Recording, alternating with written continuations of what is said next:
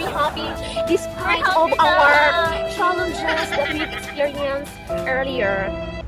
Yeah. Oh my god, sexy.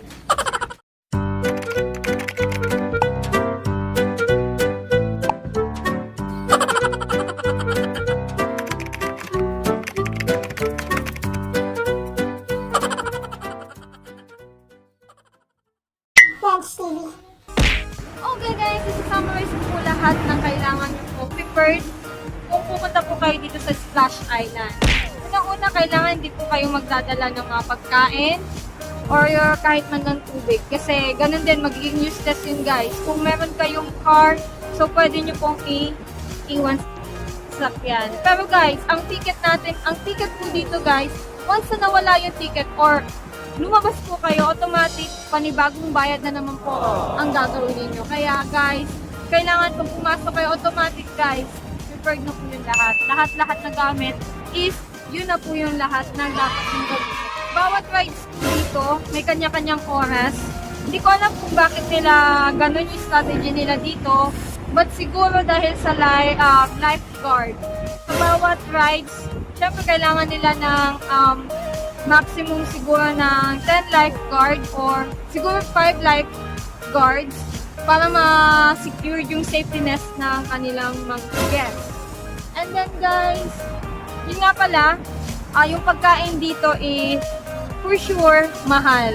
Ito yung tinatawag na business strategy po nila. So, bawal magdala ng pagkain para sa kanila business.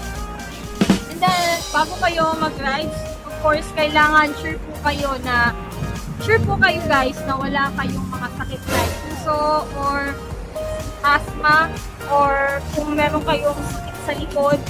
So, pag may mga gano'n na kayong mga pregnant pala guys, pag may gano'n na kayo na sakit or nararamdaman guys, you better picture na lang guys para for safetyness na lang po sa inyo. And so, commute lang po yung ginawa namin. I-share ko po sa inyo kung magkano po yung nagastos namin dito sa Splash Island. Actually, hindi nyo na kailangang mag-rent ng cottage, lalong-lalo na kapag weekdays lang guys. So, suggest ko lang sa inyo guys na pag pupunta kayo dito sa Splash Island, kailangan kung mas maganda guys, weekdays. Bakit? Kasi hindi masyadong matao. So, kahit pa paano masusolo nyo lahat. Lalong-lalo na, sabi ko nga, may oras ang bawat slide. So, pagka weekends, supposed to be na madami pong tao nun.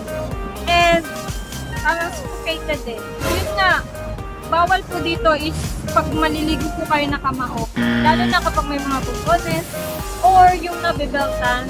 Basta anything na nakalagay po dito sa ating katawan na may mga something beads.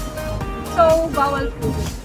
Yun na nga, yung cost ng fare po namin dito from market guys, meron po talagang bus or meron pong bus pang market na pabiyahe papuntang Pasita. So, sa Pasita po guys, pwede na po kayo sumakay doon ng tricycle papunta po dito sa Splash Island.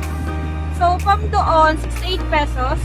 Travel papunta po sa Pasita. Nagpapasita, meron po sila tricycle doon na cost ng 50 pesos. I don't know kung per head, pero sa amin kasi may free shuttle naman doon. So, na-timingan namin yung free shuttle doon. Malapit lang yun. For likod lang po yun ng doon. Kaya, naka-save po kami. And from, yung shuttle po is bababa po sa Southwood. Ito yung Robinson po. Southwood na pangalan. And then, from doon guys, sasakay na lang kayo ng tricycle na 9 pesos. So, 68 plus 50 was 118 plus 9 pesos equals 127 guys. Yun po. And then, pagdating nyo po, much better pala guys, na pagdating po ninyo dito sa Splash Island or sa hindi pa kayo umaalis, papunta sa Splash Island guys, mag-inquire muna kayo. Yun yung pinaka-the best way guys. Kasi, nung nag-inquire ako, binigyan nila ako ng less. So, meron silang date doon na from December 9 to 12, 199 pesos na po. So, yung entrance po namin dito today is 199 pesos. Which is napaka-cheap. yung regular days po nila dito is mostly 350 pesos. Or yung talagang, yung regular days po nila dito is minsan nagiging 500 lalo na kapag mga Biyernes Santo. Pero nagdi-discount naman. Depende po yun sa days na alam nila is hindi masyadong matalo. Okay, good lang po and thank you for watching my videos. Kung may mga suggestions po kayo, pwede po kayo mag-comment lang po. Let me know guys and just leave here. Thank you very much. Annyeong, bye-bye!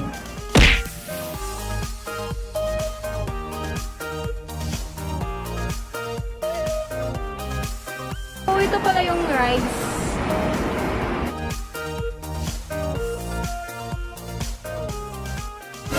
Asa na kaya yung mga kasama ko?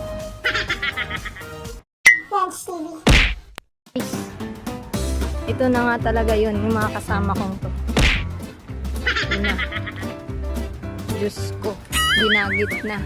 Ginagit na 3 aso. Wala na. Ayun ko talaga naman. Ginagit ko.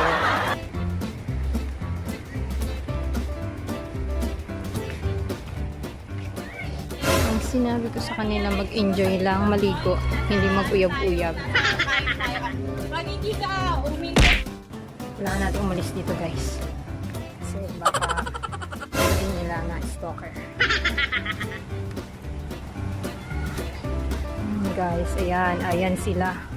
Hindi nila ako napansin umalis. Na dumaan sa kanila. Thanks, TV.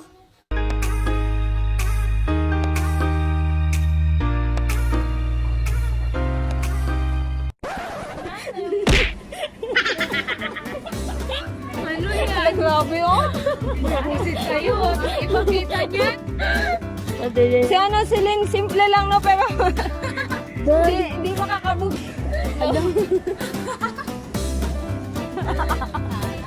Kuya, saan na, Jen? Uwi na tayo.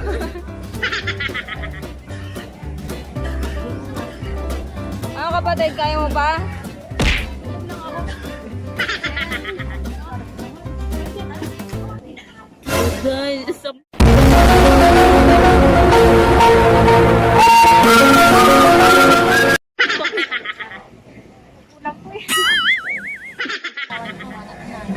Ano masasabi mo sa slide, Rio? Pama kang biik? Ikaw kapatid? Ay, sa'yo. Ha? Check natin ang sugar mo, pati yung puso mo. Ay, Slide ka din. takot ako doon. Mahina ako. Ay, takot din ako. Magaling na ako mang-asar kay kapatid mo. Ay, tignan mo. May napingwit na siya.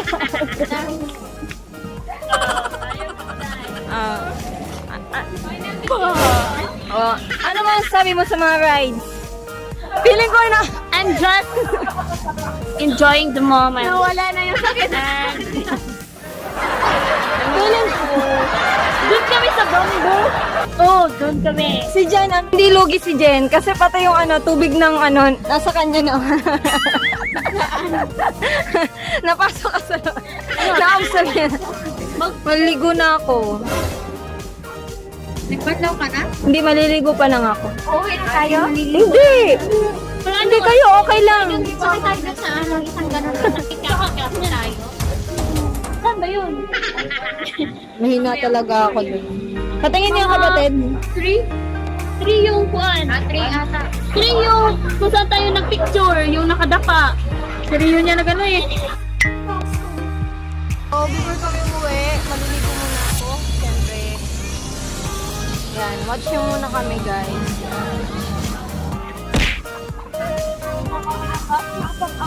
Pinakamalaki pagkakamali Wow! sa buhay mo! Siyempre. Thanks, TV.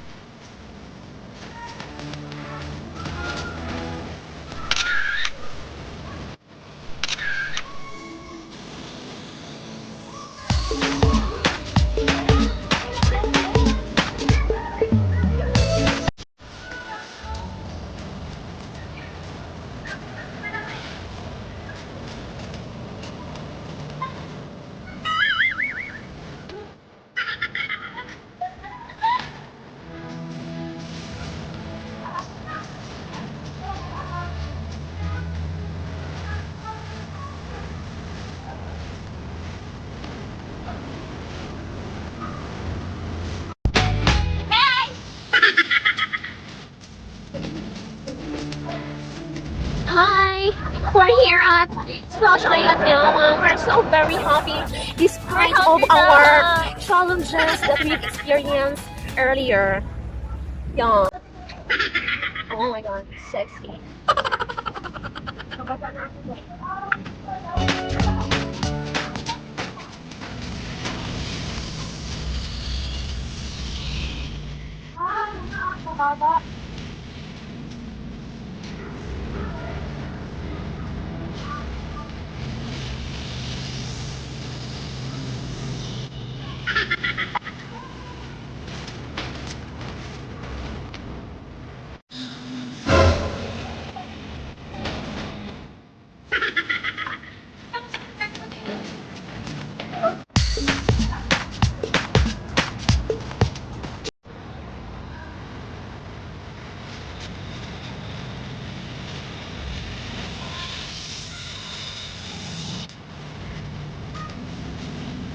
Okay guys, hanggang dito na lang.